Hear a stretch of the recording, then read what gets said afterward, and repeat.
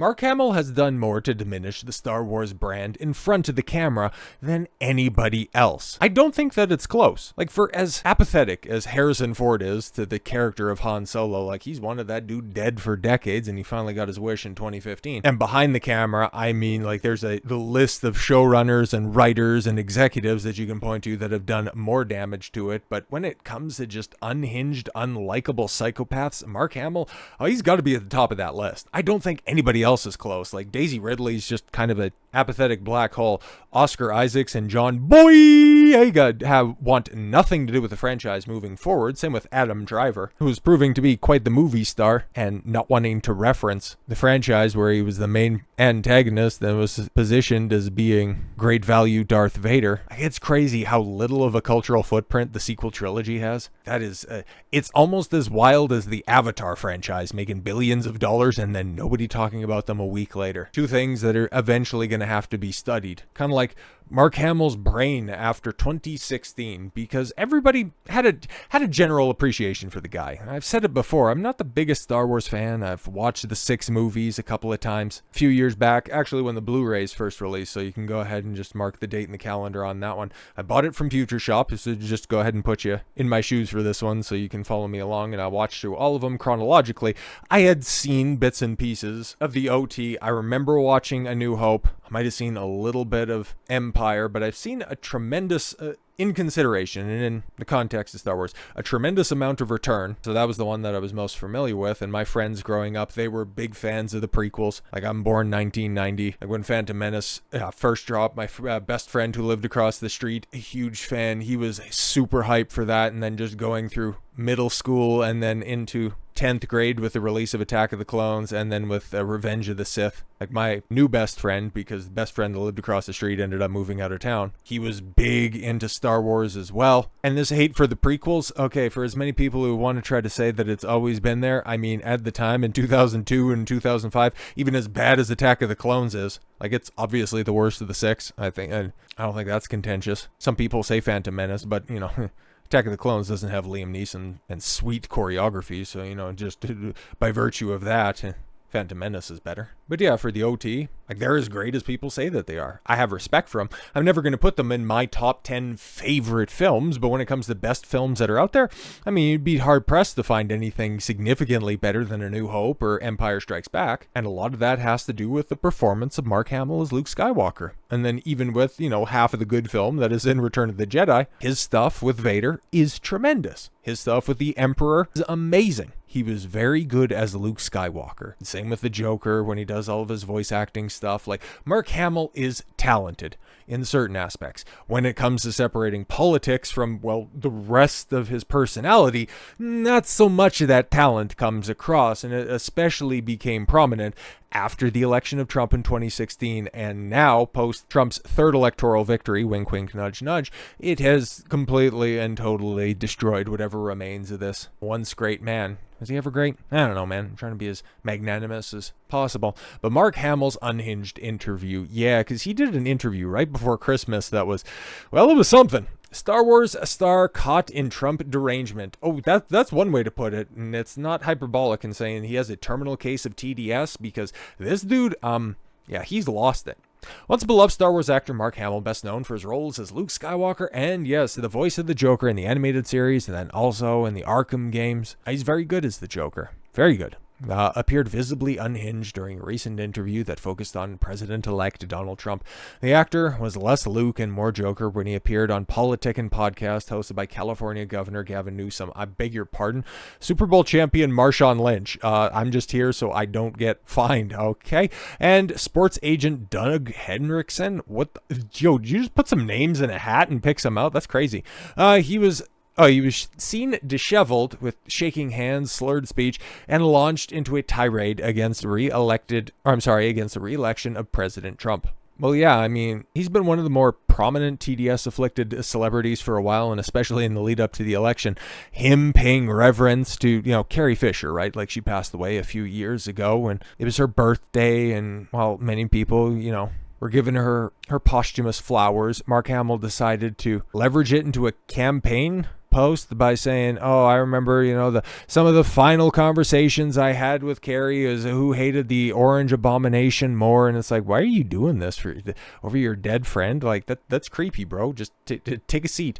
The episode has left fans both concerned and amused, igniting discussions that Trump derangement syndrome, AS, and Hamill's well-being, which, yeah, we can take a look at some of the clips, and I mean, like, dude does not look well, but as described by Eric Abante, okay, Luke Skywalker actor wants MAGA to know he does not care if his hatred for Trump causes a boycott of Star Wars. Oh, really? Mark Hamill. I was devastated. I wanted to get rid of the Electoral College because Hillary beat him by 3 million votes. Yeah, we don't talk about how many votes Trump beat Kamala by because don't worry, that's not relevant to my breakdown right now. But instead of me dictating this, I mean, we can look at the clip and you can see just how odd he looks.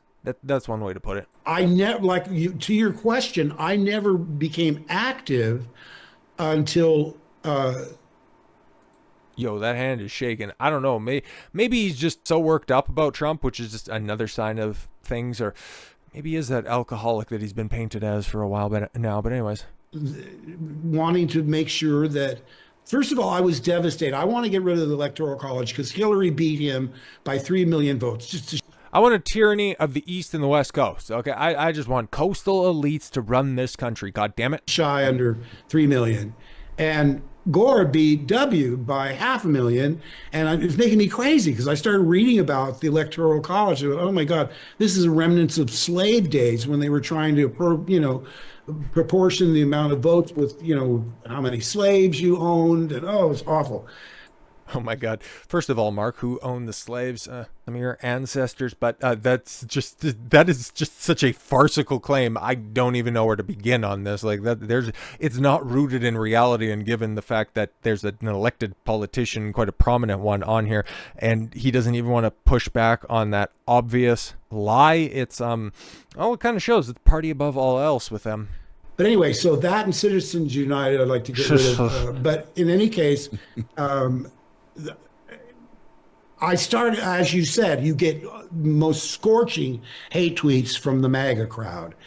That is just categorically, once again, something else that you can verify as being not true. Who are the most vitriolic people online? People with flags and pronouns and bios. You got it right. You got it right if you said that. And when I was still on Twitter, I had to stop reading the responses. I wouldn't block anyone because then they could display Mark Hamill blocked you as a badge of honor. But I muted like a mofo. I would mute, I looked up one day and I said, oh my God, I've been muting people for 40 minutes. So imagine thinking that that's also a badge of honor. Okay. Also, yeah, the people who are like, oh my God, I got blocked by this person. The only time that I ever responded because I got blocked by a polling firm of all things is like, I never even talked bad about you. Hell, I would just use you as reference from time to time. Like, why did I get blocked? Like, I was just confused by that. But the people who put that up, yeah, as a badge of honor or to even think of that. But then also the further clarification that I was just blocking people for muting people for 40 minutes. I don't like Twitter that much. I think it's a very helpful resource when it comes to aggregating news on the day, but to spend that long doing something so stupid as blocking people, it's like you've definitely got a problem, and that's one of many, Mark. But once I realized how it was eating into my own time, I said the only thing to do is don't read the response. Yes. You just can't. You can't. And someone said to me, my daughter would say, Daddy, you shouldn't tweet politically so much because, people get so angry. And I don't know if he's looking down, mostly because he's looking for the next shots to mix. And you can kind of see by those eyes that are just asymmetrically blinking. But the fact that he's disregarding his daughter's advice, my daughter would tell me, or at least that she would bring it up. He hasn't quite got to the denunciation that I'm not listening to my daughter. But her just saying, can you just chill on all of your social media ramblings? Because you look a little bit unhinged. And he's like, fuck you. I'm going to go ahead and tweet as much as I want because tyranny's on the ballot or some dumb shit like that. But as Sun Tzu says, do not interrupt your enemy while he is making a mistake. Now, was that Sun Tzu or was that Babu Frick? Can't remember. So I wrote a tweet that I said, the people complaining about my Trump tweets have to understand. I love my country and I feel it's my patriotic duty to oppose this sociopathic, I forget the other word. Yeah, of course you do, because you're half in the bag. But just looking at Marshawn Lynch over there, he's like, yeah, this is really cool and all that shit. Can I just go? Can I go right now? Because I'm just here because so I don't get fined. And also, you got Gavin Newsom looking like, why did I invite this guy again? This is kind of crazy. I got to fire my booking agent, because even he's making me look unsteady. Like, what's going on here? Whatever it was, with every fiber of my being. And that's the way I've been. I mean, I do feel it's an obligation. And who cares about your career? People say, oh, well, it's hurting your career because you have to appeal to the whole country, not just half the country. Yeah, unless, of course, you're Gina Carano in Star Wars or something like that, and you post some innocuous meme on Instagram, and it ends up costing you your career. You have the correct politics in Hollywood, Mark. For as unhinged as you are, that's fine. You're not risking anything. Like, he's talking about, oh, you might face the backlash of, like, half of the audience. It's like, yeah, well, in general, most of the people that know of your online social media presence, they'll just go ahead and give you deference if they're also Star Wars fans, because, yeah, when it comes to your portrayal of Luke Skywalker, well, in the OT, you're definitely acting more like your personal self in The Last Jedi. They'll go ahead and be like, yeah, we can just go ahead and separate art from the artist, as conservatives are constantly having to pull that card, because I've said it before, Robert De Niro is one of my favorite actors. He's a part of several of the most memorable films I have ever seen. Total nut job. On the same level as Mark Hamill, if not worse. I want to punch him in the face. He's a bad man. Can't stand him.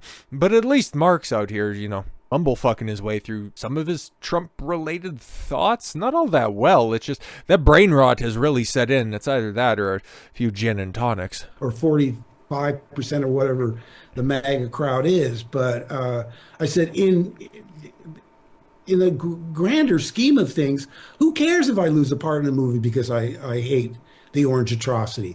I do, and I want people to know that. So, wow, that is, like I said, man, that was super unhinged.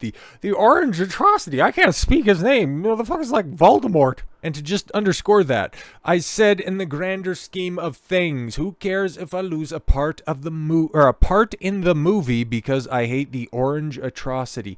The man has lost his mind. And yeah, going into the backlash on this, okay, Hamill's unhinged ramblings has sparked a wave of reactions across social media and entertainment circles.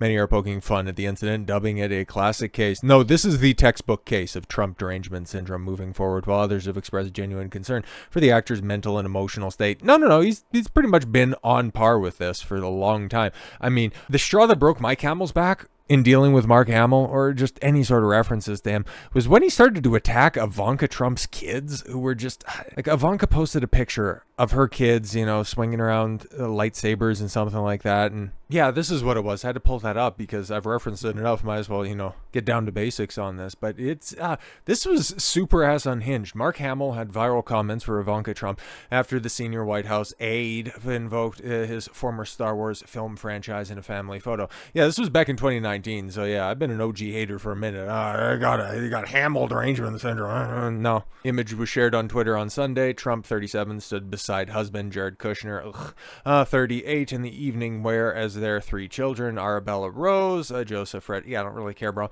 Now, one of Trump's sons was dressed as a stormtrooper. Yes, okay, in front of Trump and Kushner. There's also a senior presidential aide. The force is strong with my family, she captioned the photo. Yeah, and you misspelled fraud. Go force yourself, he wrote. What the hell, man? It's a family photo with a kid dressed up in Star Wars memorabilia. You could have made a joke about them siding with the Empire. I always thought it was, lightsabers, but it's actually worse than that. Earlier, one user way to attack a child. Another added, God, Mark Hamill, Mr. Oh, yeah, I'm sorry.